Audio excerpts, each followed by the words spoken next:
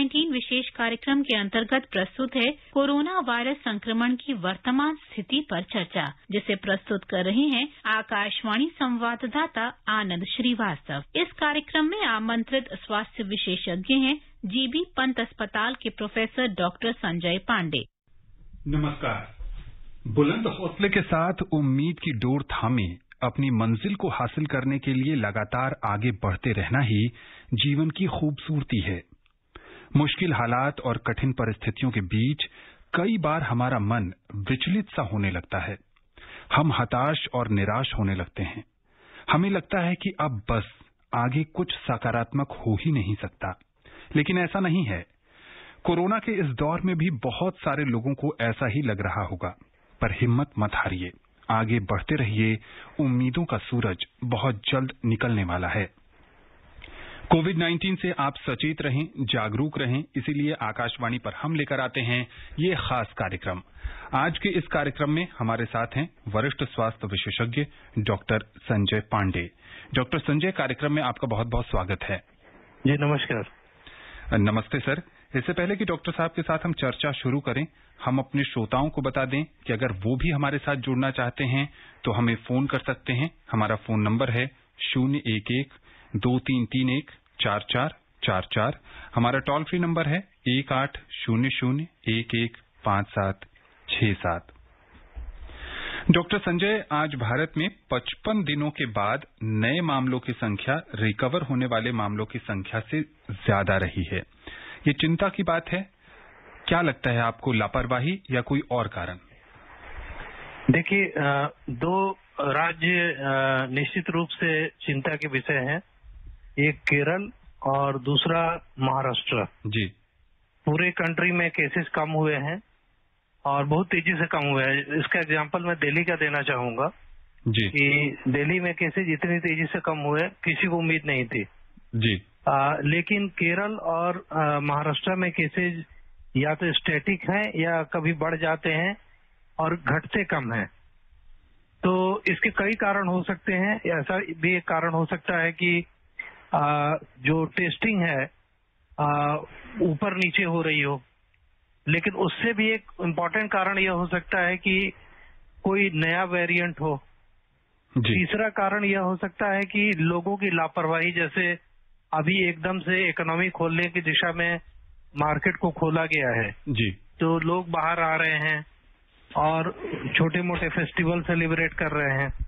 अभी आपने देखा पहाड़ों पे कितनी भीड़ थी, और वीकेंड में तो हमने भी देखा कि ट्रैफिक जाम की स्थिति बन गई थी हिमाचल में और मनाली में। बिल्कुल। तो लोग लापरवाही कर रहे हैं, इसमें कोई डाउट नहीं है जी। तो हमें सबक लेने की जरूरत है। फर्स्ट वेव आने के बाद हम इसी तरह लापरवाह हुए थे और सेकेंड वेव आया, और सेकेंड वेव बहुत बुरी तरह से आया, पूरे देश को झकझोर दिया। और हम जिस लापरवाही की तरफ बढ़ रहे हैं जी, यह थर्ड वेव को इन्विटेशन देने के जैसा है। जी बिल्कुल। जैसा कि डॉक्टर साहब बता रहे हैं कि सावधानी बहुत जरूरी है, कोविड दिशा निर्देशों का पालन करना बहुत जरूरी है। सरकार कई माध्यमों से आप तक ये बात पहुंचा रही है कि मास्क लगाइए, अपने हाथ और मुंह को बार बार साबुन पानी से धोते रहिए, सैनिटाइजर का इस्तेमाल करिए और जहां तक संभव हो सके सुरक्षित दूरी बनाए रखिए। डॉक्टर संजय, चूंकि आप मस्तिष्क रोग विशेषज्ञ हैं और लंदन के इंपीरियल कॉलेज के रिसर्च में पाया गया है कि कोरोना से उबरने के बाद लंबे समय तक मस्तिष्क पर बुरा प्रभाव पड़ता है। किस तरह की परेशानियां देखने को मिल रही हैं? देखिए, कोविड से उबरने के बाद जो सबसे एक इम्पोर्टेंट न्यूरोलॉजिकल सिम्टम कह लें या साइकेट्रिक सिम्टम कह लें जी, एंजाइटी का सिम्टम है जी, और इसे ब्रेन फॉग का भी नाम दिया गया है। जी। तो ब्रेन फॉग कुछ नहीं है, यह एक एंजाइटी है। इसमें कोविड का पेशेंट है या उसके रिकवरी होने के बाद एंजाइटी इस हद तक पहुंच जाता है कि इंसान कंसंट्रेट नहीं कर पाता, सोच नहीं पाता और उसकी दिमागी दशा एक फॉग की तरह हो जाती है। जी। तो इसका कारण मुझे यह लगता है कि कोविड के पेशेंट जिस तरह से आइसोलेट होते हैं जी, और 1-2 दिन नहीं, 2 हफ्ते और कभी कभी तो उससे भी ज्यादा जी, उससे एंजाइटी और ज्यादा बढ़ती है। बिल्कुल। और यही रीजन है कि कोविड से सतर्क रहने की जरूरत है। और एंजाइटी घर वालों को भी होती है। जैसे कोविड का पेशेंट अगर मान लीजिए घर में आइसोलेटेड है जी, तो बाकी घर के जो मेंबर हैं वो भी एंक्शस होते हैं। बिल्कुल।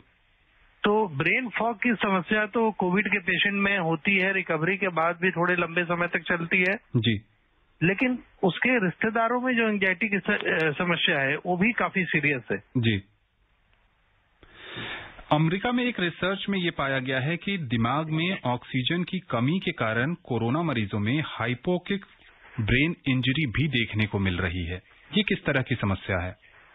देखिए, ऐसा है कि हाइपोक्सिक ब्रेन इंजरी कोई नई बात नहीं है। जी, आप किसी भी ब्रेन इन्फेक्शन में जी, या किसी भी ऐसे कारण जहां पर ऑक्सीजन की कमी होती है, अगर ऑक्सीजन की कमी एक इंटरवल के बाद तक भी बनी रहती है, जैसे ब्रेन में एक क्षमता होती है कि अगर 3 से 5 मिनट तक ऑक्सीजन की कमी हो तो अपने आप को रिकवर कर लेता है। जी, लेकिन अगर ऑक्सीजन की कमी लंबे देर तक बनी रहे जी, या बहुत ज्यादा कम ऑक्सीजन की कमी हो जाए, जी, जैसे मान लीजिए कि पेशेंट का सैचुरेशन 70-80% है जी, और उसे ऑक्सीजन नहीं मिला समय से, जी, और लंबे समय तक नहीं मिला, मतलब 3 से 5 मिनट से ज्यादा तक नहीं मिला, जी, तो उस कंडीशन में हाइपोक्सिक इंजरी होने की संभावना होती है। जी, तो यह नई कोई समस्या नहीं है, ये पहले भी ब्रेन इन्फेक्शंस और बाकी ऐसे कंडीशन जहां हाइपोक्सिया होता है वहां होती रही है। जी।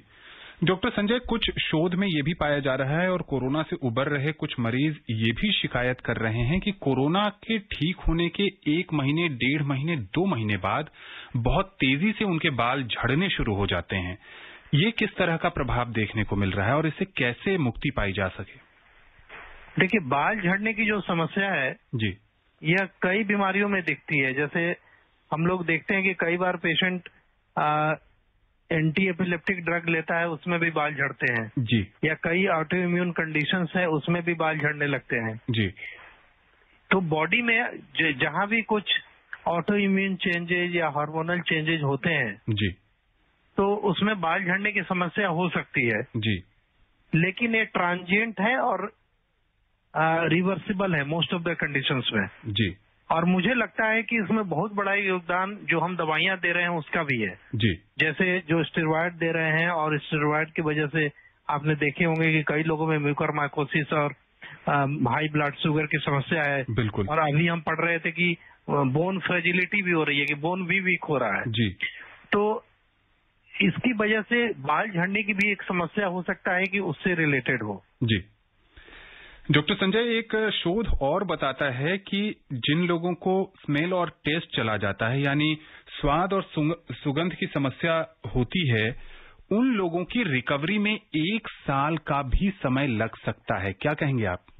जी, मैंने आज ही एक जामा जर्नल, जो कि जामा मेडिसिन जर्नल है, जी, काफी प्रेस्टीजियस जर्नल है, यूएस से प्रकाशित होता है। जी, तो उसमें एक शोध आया है, उन्होंने करीब 97-98 के आसपास पेशेंट थे जी, जिनको एनोक्सिया की प्रॉब्लम थी, सूंघने की क्षमता उनकी कम हो गई कोविड की वजह से। जी, तो एक लंबी फॉलोअप स्टडी है। जी, उस स्टडी का एक सकारात्मक पहलू है। जी, सकारात्मक पहलू यह है कि मैक्सिमम मरीजों में 1 साल के अंदर जी, सूंघने की क्षमता वापस आ गई। जी, तो इसका निष्कर्ष हम इस तरह से निकालें, पॉजिटिव निष्कर्ष, जी, कि अगर कोविड के बाद आपकी सूंघने की क्षमता चली जाती है जी, तो परेशान होने की जरूरत नहीं है। जी, विद इन ए ईयर जी, कंप्लीट रिकवरी होने के काफी अच्छे चांसेज है। जी, बिल्कुल। तो परेशान मत होइए। जैसा कि डॉक्टर संजय बता रहे हैं कि अगर आपके बाल भी झड़ रहे हैं तो बाल दोबारा आ जाएंगे। धैर्य रखिए। अगर आपकी सूंघने की क्षमता चली गई है तो वो भी आ जाएगी, थोड़ा समय लग सकता है। कोविड वैक्सीन की बात करें तो संजय, सरकार ने बहुत सारे प्रयास किए हैं डॉक्टर साहब, और निःशुल्क टीकाकरण की व्यवस्था भी की है। निःशुल्क केंद्रों तक लोगों को ले जाने के लिए भी, दिव्यांग लोगों को और बुजुर्ग लोगों को ले जाने की भी व्यवस्था की गई है। बहुत सारे लोगों में एक हिचक अलग तरह की देखने को मिल रही है। कुछ लोगों ने जो पहले कोविड का पहला डोज लगा लिया है, अब वो दूसरा डोज नहीं लगवाना चाह रहे हैं। सोचते हैं एक डोज लगा लिया, उसी से काम चल जाएगा। फिर कुछ लोग ये भी तर्क देते हैं कि अब बहुत लंबी लंबी लाइनें लग रही हैं, वहां जाने से वो कोरोना संक्रमित हो सकते हैं। कुछ लोग लापरवाही के कारण भी नहीं लगा रहे हैं। कैसे देखते हैं इसे आप? देखिए, जब जनवरी में वैक्सीनेशन चालू हुआ था जी, और कोविड के मामले इसी तरह से कम हुए थे जी, करीब हमें लगता है कि जनवरी लास्ट में 8 से 10 हजार केस आ रहे थे जी, पूरे कंट्री में।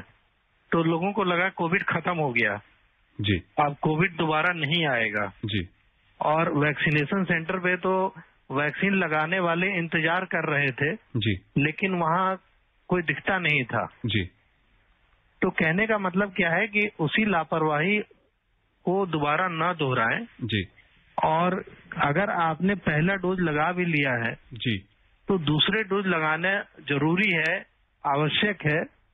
अगर नहीं लगाएंगे तो आपकी जो इम्यूनिटी बिल्डअप हुई है जी, वो कुछ हफ्तों महीनों में चली जाएगी। जी, तो कंप्लीट इम्यूनाइजेशन के लिए दोनों डोजेज जरूरी हैं, और दोनों डोजेज लगाने के बाद ही आप कंप्लीटली इम्यूनाइज माने जाएंगे। जी, बिल्कुल।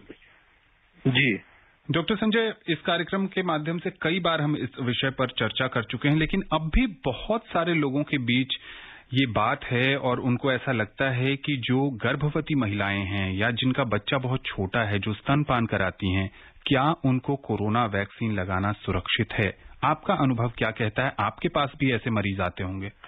जी, इसके बारे में पहले गाइडलाइन, दिशा निर्देश क्लियर नहीं थे जी, लेकिन अभी भारत सरकार ने साइंटिफिक एविडेंस के बेसिस पे लैक्टेटिंग मदर और प्रेग्नेंट वीमेन जी, दोनों के लिए गाइडलाइन जारी किए हैं। जी, और इस गाइडलाइन में बड़ा क्लियर है कि कोविड वैक्सीन सुरक्षित है और इसे जरूर लगाना चाहिए। जी, और अगर कोई महिला स्तनपान कराती है जी, तो भी उनको लगाना चाहिए। जी, इसमें कोई परेशान होने वाली बात नहीं है। जी। डॉक्टर संजय, इस समय बहुत सारे लोग जो हैं वो पुरानी बीमारियों से परेशान हैं। किसी को उच्च रक्तचाप की समस्या है, कोई मधुमेह से परेशान है, या किसी को गंभीर समस्या भी है, तो वो अस्पताल जाने से झिझकता है। उसे ऐसा लगता है कि अस्पताल में बहुत ज्यादा भीड़ होगी, वहां कोरोना संक्रमण का खतरा बहुत ज्यादा है। ऐसे में वो कहीं ना कहीं खुद से ही दवाइयां खाकर अपना काम चला रहे हैं। बहुत सारे लोग हैं, ऐसे लोगों के लिए क्या कहेंगे आप? देखिए, ऐसा है कि अस्पताल तभी जाएं जब अस्पताल जाने की जरूरत हो। जी, अस्पताल में जाकर अनावश्यक भीड़ लगाने से कोई फायदा नहीं है। जी, लेकिन अगर आपको जरूरी है अस्पताल जाना तो आप जरूर जाएं। और अभी तो कोविड के केसेस काफी कम हुए हैं और मैक्सिमम हॉस्पिटल जहां कोविड डेडिकेटेड ओपीडी चल रही थी या कोविड डेडिकेटेड वार्ड थे, जी, वो धीरे धीरे उनको हटाया जा रहा है। जी, क्योंकि हो क्या रहा था कि कई मरीज सालों से, या आप कह लीजिए करीब 1.5-2 साल से जी, अपने सर्जरी का इंतजार कर रहे हैं। कई मरीज जैसे क्रॉनिक बीमारियां हैं, जैसे हार्ट की प्रॉब्लम है, ब्रेन की प्रॉब्लम है, जी, तो उसके इलाज का इंतजार कर रहे थे। जी, तो इसलिए सरकार ने अब धीरे धीरे, चूंकि केसेस कम हुए हैं, जी, तो इनको डीएस्केलेट किया है। जी, तो इसका आप फायदा उठाएं। अगर आपको कोई प्रॉब्लम है तो जरूर अस्पताल जाएं, जी, और प्रॉब्लम न है तो अस्पताल न जाएं। जी। कार्यक्रम में पहले कॉलर जुड़ गए हैं। मध्य प्रदेश के शिवपुरी से यशवंत जैन जी हैं। स्वागत है यशवंत जी आपका। हाँ साहब, नमस्कार साहब। नमस्ते। हाँ, वैसे तो अधिकांश प्रश्न हमारे आकाशवाणी के जो उद्घोषक हैं उनके द्वारा कर लिए जाते हैं।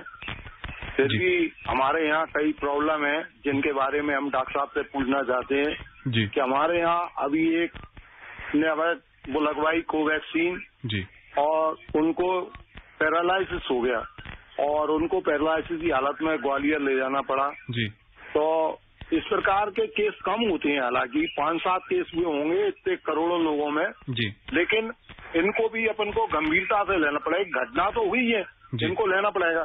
और दूसरा हमारा कहना ये है कि ये वैक्सीन जो लगाई जाती है वो कितने मिनट में हमारे शरीर में या कितने सेकंड में हमारे शरीर में होना चाहिए। और जैसे बोतल हम किसी चीज की लगाते हैं उसकी भी डिलीवरी टाइम होता है कि इतने मिनट में इसको होना चाहिए, उनका भी होता है कि इतने मिनट में डिलीवर्ड होना चाहिए। तो हम चाहेंगे जो हमारी वैक्सीन लग रही है वो कितने उसमें डिलीवर्ड होना चाहिए हमारे उसमें। जी डॉक्टर संजय जी, इनकी जो इनका जो सवाल है वो काफी अहम सवाल है जी। और जैसा इन्होंने कहा कि एक कोई इनके परिवार के सदस्य या मित्र थे, उसको वैक्सीन लगा और वैक्सीन लगने के बाद जी उसको पैरालिसिस की शिकायत हो गई जी। इसके दो पहलू हो सकते हैं। पहला पहलू यह हो सकता है कि ये कोइंसिडेंटल हो जी, कि उसको पैरालिसिस होनी थी और वैक्सीन लगने के बाद जो जैसे कोइंसिडेंस था कि उसको पैरालिसिस हो गई जी। दूसरा पॉजिटिव हो सकता है कि वैक्सीन की वजह से हो गई जी।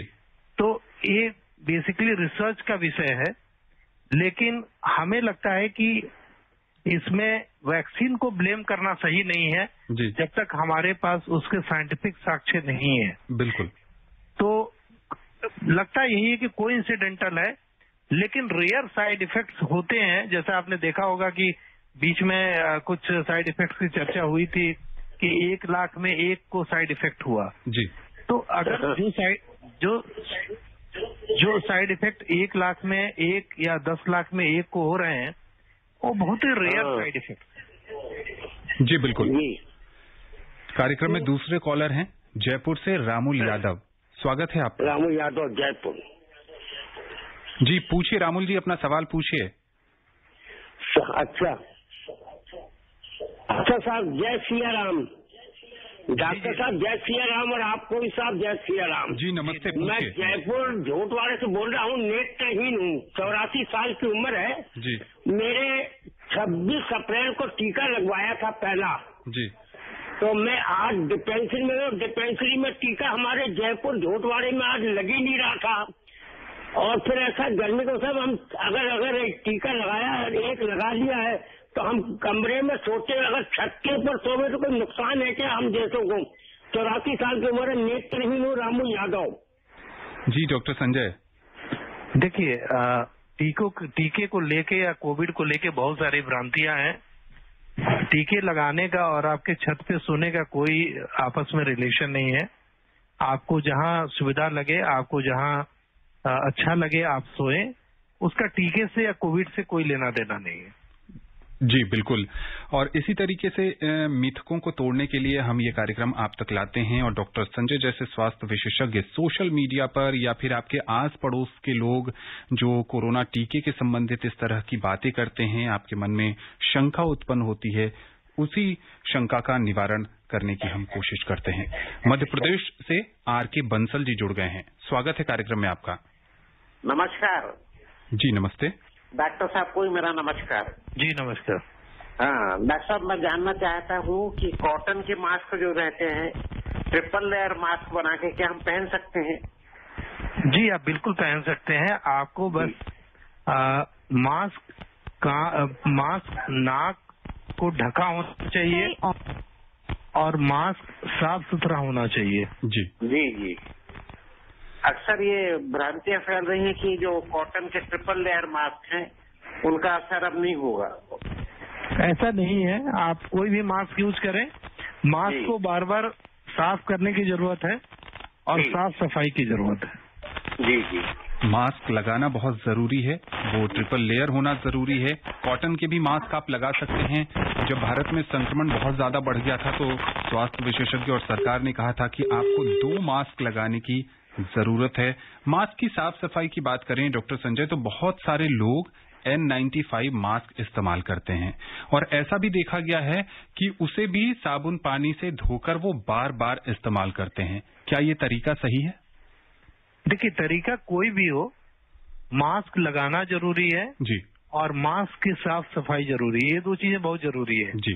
अगर आप किसी हॉस्पिटल सेक्टर में काम करते हैं, जैसे डॉक्टर हैं या पैरामेडिकल स्टाफ है जी, तो डेफिनेटली आप प्रॉपरली N95 मास्क यूज करें जी, डबल लेयर मास्क यूज करें। लेकिन अगर आप घर में रहते हैं और बस आसपास की जगह में आपका भ्रमण है जी, तो आप इस तरह के मास्क यूज कर सकते हैं। जो भी आपके पास अवेलेबल हो आप उसको यूज करें जी, लेकिन साथ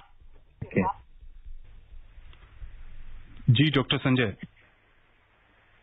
जी, मास्क लगाना अनिवार्य है और उसकी सफाई भी बहुत जरूरी है। पंजाब से स्वर्ण कुमार जी जुड़ गए हैं, कार्यक्रम में स्वागत है आपका। स्वर्ण जी से हमारा संपर्क तकनीकी कारणों से नहीं हो सका है। अब जो डबल मास्क की बात कोरोना की दूसरी लहर में देखी गई थी, अब बहुत सारे राज्यों में, दिल्ली की बात करें तो यहां भी मामले बहुत कम हो गए हैं। डबल मास्क लगाना क्या अब भी अनिवार्य रह गया है?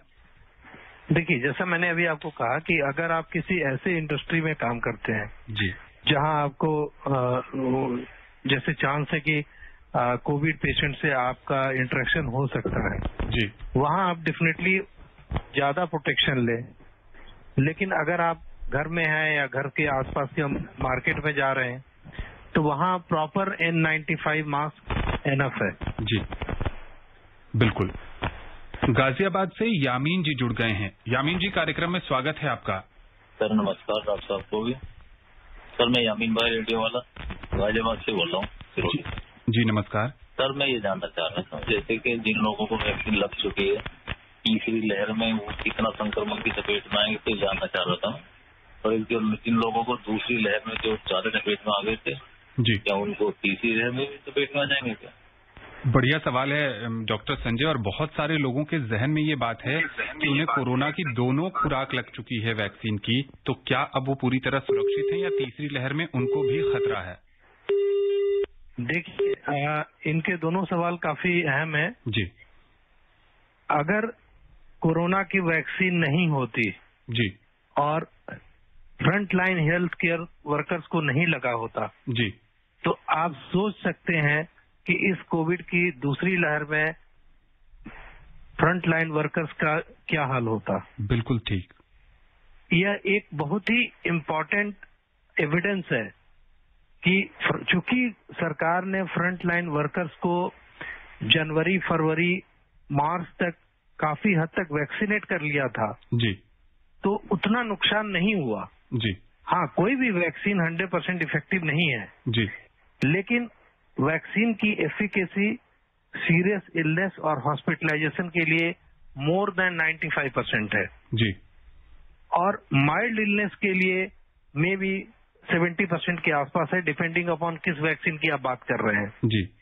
Vaccine is highly effective. Vaccine जो है आपको सीरियस इलनेस और हॉस्पिटलाइजेशन से काफी हद तक प्रोटेक्ट करती है और बहुत हद तक कोविड से भी प्रोटेक्ट करती है जी। और अगर आपको पहले इन्फेक्शन हुआ है जी, इसके बारे में बहुत कंफ्लिक्टिंग एविडेंस है जी, लेकिन यह क्लियर है कि इम्यूनिटी जो आती है कोविड होने के बाद वो 8-9 महीने के आसपास रहती है कम से कम। जी। अभी तो कुछ एविडेंस आए थे कि काफी लंबे टाइम तक रहती है। जी। तो अगर आपको कोविड हुआ है पहले तो बहुत कम संभावना है कि अगली बार के कोविड में आप इन्फेक्ट होंगे। जी। लेकिन फिर भी आप वैक्सीनेशन लगवाइए। जी जी, बिल्कुल। मध्य प्रदेश से अरविंद जी जुड़ गए हैं, स्वागत है आपका। जी सर नमस्कार, और डॉक्टर साहब को भी नमस्कार। जी नमस्कार सर। एक स्थानीय प्रश्न उठाना चाहूंगा सर। जैसे एक बुजुर्गों को अभी मार्च में वैक्सीन का पहला डोज लगा था जी, संयोग से उनका मोबाइल नंबर उसमें रजिस्टर्ड नहीं हो पाया जी, और दूसरी बार वो कल जो डोज लेने के लिए गए तो उनको मना कर दिया गया। तो इसमें क्या संभावनाएं हो सकती है कि उनका वापस मतलब दूसरा डोज भी लगे? जी डॉक्टर संजय।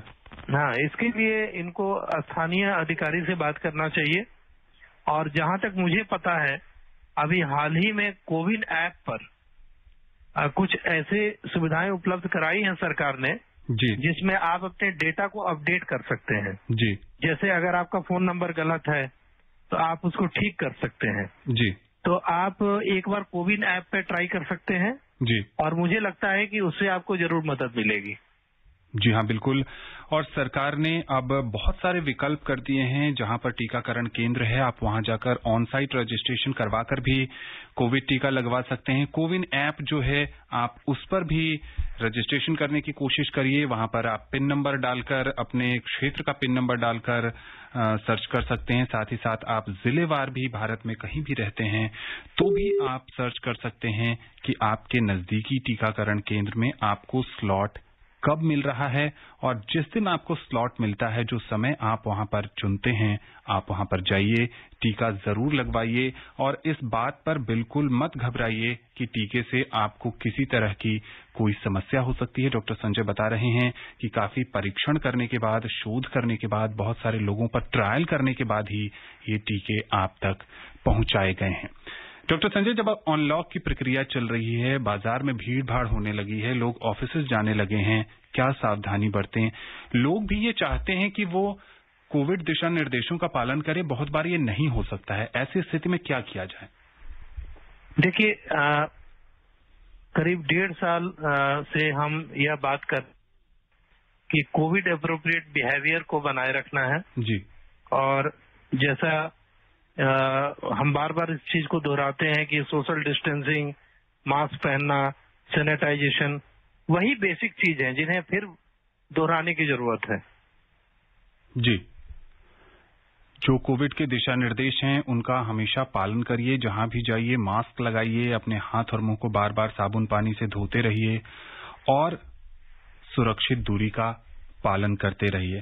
आने वाले समय में जो बहुत तरह की खबरें आ रही हैं डॉक्टर संजय, कि बच्चों की भी वैक्सीन बहुत जल्द उपलब्ध होगी। एम्स पे इस पर ट्रायल भी हुआ है। कुछ लोग तीसरी लहर में बच्चों के ज्यादा खतरा होने की बात कर रहे हैं। ऐसे में उन लोगों के लिए क्या कहेंगे जो बच्चों के टीके का इंतजार कर रहे हैं? देखिए, आपने बिल्कुल सही कहा कि कई टीकों पे परीक्षण चल रहा है जी। और काफी उम्मीद है कि अगस्त के लास्ट तक या सितंबर तक बच्चों के लिए टीका अवेलेबल होगा। जी जी। तो टीका उपलब्ध होगा। छत्तीसगढ़ से आशीष गुप्ता जी जुड़ गए हैं। आशीष जी, स्वागत है आपका। सर नमस्कार। सर नमस्ते जी। सर मेरा फोन नहीं काटिएगा सर, मेरे पास मोबाइल से इसका रेडियो सेट नहीं है। सर मेरा 2 सवाल था छोटा छोटा। जी। सर एक तो सर मैं पॉजिटिव आया था 3 महीना पहले सर जी। तो सर इसका स्मेल और टेस्ट मेरा कब वापस आएगा, इसलिए मेरा थोड़ा मेंटेन टाइप को लग रहा है। दूसरा सवाल आपका क्या है? कार्यक्रम में समय कम है जी। दूसरा सवाल यह है सर कि सर एक बार संक्रमित होने के बाद दूसरे चांस कितनी रहती है सर? ठीक है। स्मेल और टेस्ट पर हम इस कार्यक्रम में चर्चा कर चुके हैं कि अधिकतम 1 साल में आपके स्वाद और सूंघने की क्षमता वापस आ जाएगी। इनका जो दूसरा सवाल है डॉक्टर संजय, कि एक बार संक्रमित होने के बाद दोबारा खतरा कितना होता है, बहुत संक्षेप में, कार्यक्रम में समय नहीं है। अभी मैंने इसका उत्तर दिया था कुछ समय पहले कि दोबारा संक्रमित होने के चांसेस काफी कम होते हैं और इम्यूनिटी कम से कम 8 से 9 महीने, और अभी एविडेंस आ रहे हैं कि काफी लंबे समय तक रहती है जी। फिर भी वैक्सीनेशन जरूरी है। जी, टीकाकरण बहुत जरूरी है। कार्यक्रम में अब समय नहीं है डॉक्टर संजय कि आपसे किसी और विषय पर चर्चा की जा सके। आकाशवाणी के इस खास कार्यक्रम से जुड़ने के लिए और विशेषज्ञ राय साझा करने के लिए आपका बहुत बहुत शुक्रिया। शुक्रिया। तो जैसा कि डॉक्टर संजय बता रहे थे कि भले ही आप कोरोना से संक्रमित हो गए हों, लेकिन कोविड टीका जरूर लगाएं और जो भी आने वाली तीसरी लहर है या फिर उसके बाद चौथी लहर है, उसकी खतरे को आप कम कर सकते हैं। कोविड दिशा निर्देशों का पालन करें, स्वस्थ रहें, खुशहाल रहें और संक्रमण से बचे रहें। नमस्कार। कोविड-19 विशेष कार्यक्रम के अंतर्गत अभी आप सुन रहे थे कोरोना वायरस संक्रमण की वर्तमान स्थिति पर चर्चा, जिसे प्रस्तुत कर रहे थे आकाशवाणी संवाददाता आनंद श्रीवास्तव। इस कार्यक्रम में आमंत्रित स्वास्थ्य विशेषज्ञ थे जीबी पंत अस्पताल के प्रोफेसर डॉक्टर संजय पांडे। ये कार्यक्रम आकाशवाणी के समाचार सेवा प्रभाग द्वारा प्रस्तुत किया गया। इसे आप हमारे mobile app news on AIR और YouTube channel news on AIR official पर भी सुन सकते हैं। इस कार्यक्रम के संबंध में अपनी प्रतिक्रिया आप हमें ईमेल कर सकते हैं। पता है airnsdtalks@gmail.com। ये कार्यक्रम फिर से सुनने के लिए लॉग ऑन करें हमारी वेबसाइट newsonair.nic.in।